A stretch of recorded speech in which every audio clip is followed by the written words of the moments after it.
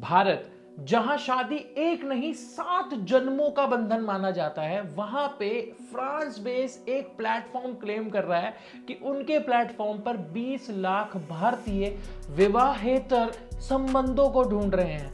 विवाहेतर समझ में आने वाली आसान भाषा में 20 लाख लोगों ने इनके प्लेटफॉर्म पर साइन अप किया है एक्स्ट्रा मैरिटल अफेयर करने के लिए। चलो उठीना कि ये माजरा क्या है और एक्स्ट्रा मैरिटल अफेयर्स की स्थिति क्या है इस समय भारत में, आइए जानते हैं इस वीडियो में। अब माजरा ये है कि बिजनेस इनसाइडर इंडिया के एक आर्टिकल के हिसाब से French extra marital dating app Gleeden के टोटल यूजर्स का 20% यूजर बेस इंडियन है, यानी कि 20 लाख लोगों ने उस एप्लीकेशन पे एक्स्ट्रा मैरिटल अफेयर करने के लिए साइन अप किया है। और ये तो रही सिर्फ एक एप्लीकेशन की बात। इसके अलावा एक कैनेडियन एप्लीकेशन है जिसका नाम है एशले मेडिसन। अब वो खाने वाली मेडिसन नहीं है, एशले मेडिसन इस एप्लीकेशन का नाम है, जो कि एक प्लेटफॉर्म है सिमिलर टू ग्लिडन, और ये भी सर्विसेज प्रोवाइड करते हैं एक्स्ट्रा मैरिटल डेटिंग ऐप की। और इनके हिसाब से ये 53 कंट्रीज में ऑपरेट करते हैं और इंडिया टॉप 10th रैंक पे आती है यूजर बेस के मामले में, यानी कि भाई यहां पे भी भारतीयों ने झंडे गाड़ रखे हैं। और चाहे हमको अपने सोशल सर्कल में एक आधी केस सुनने को मिलता हो, लेकिन ये नंबर्स देख के तो पक्का पता चल गया कि इस सोशल मीडिया की दुनिया और पोस्ट पैंडेमिक वर्ल्ड में एक्स्ट्रा मैरिटल अफेयर्स बहुत ज्यादा आम हो चुके हैं। तो कुछ नंबर्स पे नजर डालते हैं। तो इसी ऐप ग्लिडन की अगर हम बात करें तो ये ऐप 2017 में लॉन्च हुई थी इंडिया के अंदर, और ये वही साल था जब सुप्रीम कोर्ट ऑफ इंडिया ने सेक्शन 497 हटाया था, जिसमें कहा गया था कि अब एडल्ट्री इंडिया के अंदर क्राइम नहीं है। डरो मत, एडल्ट्री क्या है उसकी एग्जैक्ट डेफिनेशन मैं आपको पढ़ देता हूं। Adultery is extra marital sex that is considered objectionable on social, religious, moral और लीगल ग्राउंड। समझ में आने वाली भाषा में, मैरिड होने के बावजूद भी अगर आप किसी तीसरे इंसान के साथ सेक्स करते हो तो वो अब एक क्राइम नहीं था, लेकिन ये अभी भी एक सिविल ऑफेंस है, यानी कि ऐसा करने पर आपका पार्टनर इसके बेसिस पे आपसे डिवोर्स मांग सकता है। तो इस टाइम यानी कि 2017 में इस ऐप के 3.5 लाख यूजर्स थे और आज 2023 में इस ऐप के 20 लाख यूजर्स हैं। इसके अलावा ग्लिडन के हिसाब से 66% यूजर्स जो है वो टियर 1 सिटीज से आते हैं और बाकी के सारे टियर 2, टियर 3 सिटीज से। और इस ऐप की ग्रोथ इस तरीके से समझो कि सितंबर 2022 से जनवरी 2023 तक कंपैरेटिवली इन्होंने 11% यूजर्स से ज्यादा एक्वायर कर लिए थे इंडिया के अंदर। तो अब थोड़ा सा जान लेते हैं कि एक्स्ट्रा मैरिटल अफेयर्स पर मॉडर्न देशवासियों की क्या सोच है। और इस पे डॉक्टर अमित नाले ने, जो कि एक सेक्सोलॉजिस्ट हैं, प्रेक्टो के एक आर्टिकल में बताया कि 50% शादीशुदा आदमी और औरतें ये फीलिंग रखते हैं कि वो भी एक बार एक्स्ट्रा मैरिटल अफेयर जरूर करें। और इसी आर्टिकल में उन्होंने बताया कि 76% औरतें और 61% आदमी अब इनफिडेलिटी यानी कि बेवफाई को और अडल्ट्री को अब पाप नहीं मानते हैं। तो ये नंबर और परसेंटेजेस देख के ये तो पता चल गया है कि भाई भारत के लोगों की सोच तो बदली है, जिसके बाद इन एक्स्ट्रा मैरिटल डेटिंग एप्स के भी अच्छे दिन आ गए और इनको बहुत सारे यूजर्स मिल रहे हैं। और अगर कुछ और नंबर्स की मैं बात करूं तो आप हैरान हो जाओगे ये जान के कि ग्लिडन के ही एक 2022 के सर्वे में ये पता चला कि सबसे common reason extra marital affair होने का है बोर्डम।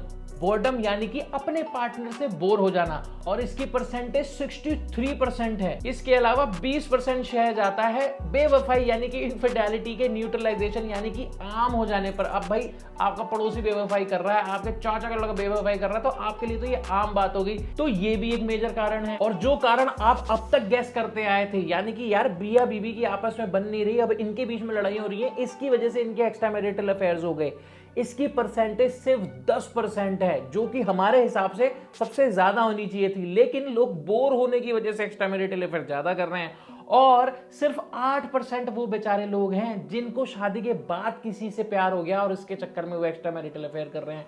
ये परसेंटेज सुन के दिमाग ही हिल गया भाई। तो इस पर डॉक्टर मीमांसा तंवर, जो कि एक लीड क्लिनिकल साइकोलॉजिस्ट हैं, कहती हैं कि इन अफेयर्स के होने का सबसे बड़ा कारण है अनफुलफिल्ड सेक्स। इसके अलावा मियां बीवी में होने वाले झगड़े।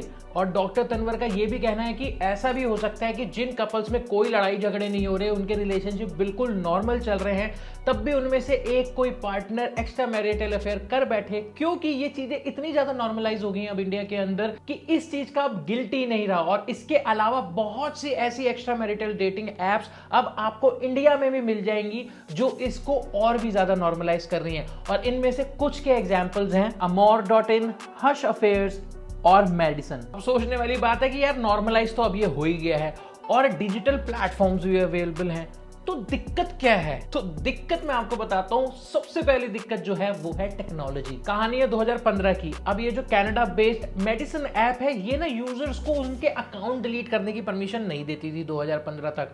और 2015 में इनके ऊपर हो गया हैकर्स का अटैक, जिसकी वजह से लगभग सारे यूजर्स का डेटा जो है वो लीक हो गया। और उसके बाद असली खेल शुरू हुआ, क्योंकि एक्स्ट्रा मैरिटल डेटिंग ऐप थी और हैकर्स के पास सारा डेटा था, तो उन्होंने यूजर्स को कांटेक्ट करना शुरू करा और उनको धमकाया कि भाई साहब आपका अफेयर कब किसके साथ था ये हम पब्लिक कर देंगे, नहीं तो हमें इतने इतने पैसे दे दो। और ऐसे में कई यूजर्स की जिंदगी खराब हुई और पैसा तो गया ही गया। और ये जो मेडिसिन ऐप है ना, इसकी टैगलाइन थी life is short have an affair. तो मुझे लगता है हैकर्स ने जब इनका डेटा हैक कर लिया ना, तो वो तो यही सोच रहे होंगे, yes life is short please have an affair and make us rich. ये तो वही बात होगी कि मां अंधेरे में मर गई और लड़की का नाम रोशनी। अब ये सब कथा सुनने के बाद भी आपको अगर लग रहा हो कि यार क्या ही फर्क पड़ता है, थोड़ी सी एक्साइटमेंट और हैप्पीनेस के लिए एक दो अफेयर कर भी लिए तो क्या फर्क पड़ता है, तो मैं आपको बता दूं कि डॉक्टर तनवर का कहना है कि चाहे इनिशियली आपको ये अफेयर्स कितने ही हसीन लगे, लेकिन जब आपको अपने काम और फैमिली के साथ एक नई चीज यानी कि ये एक्स्ट्रा मैरिटल अफेयर बैलेंस करना पड़ता है, तो ये बहुत ज्यादा स्ट्रेस और एंजाइटी वाला होता रहता है जैसे जैसे आप इन रिलेशनशिप्स में आगे बढ़ते हैं। तो भाई मैं तो आपसे यही कहूंगा कि इस थ्रिल और एडवेंचर के फोमो में कहीं अपनी सोशल रेपुटेशन खराब मत कर बैठना।